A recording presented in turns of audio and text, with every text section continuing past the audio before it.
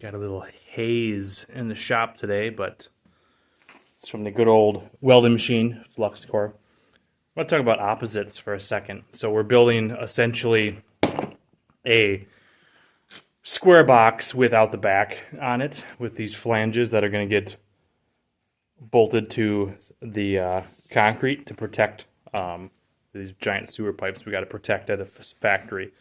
So whenever you're doing something like this, these flanges are going on the outside of this square box.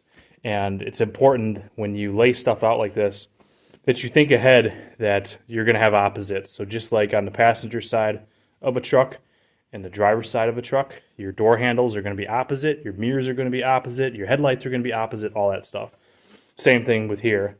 So what I did is this other side, it's kind of hard to tell how they're laid out, but that part over there is actually going to get flipped around, so that flange is going to get bolted to the wall, and this part is essentially going to stand up, and the flange is going to be on the outside of the box. So maybe I'll do an update video showing exactly what I'm talking about, but I laid out this little jig real fast with just some random stuff, and you'll get a nice little 3-inch weld, 3-inch weld, 3-inch weld here, just like these guys.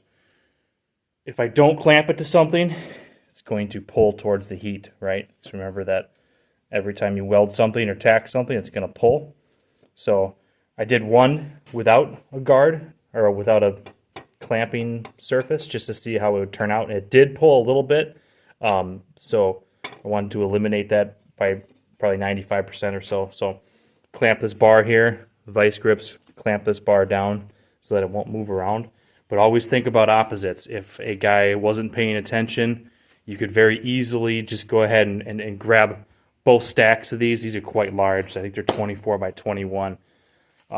You could grab every piece, weld the bar on same side, and finish the job and realize, like, oops, I have only right sides or only left sides. So lay it out to where it's easy to not make a mistake.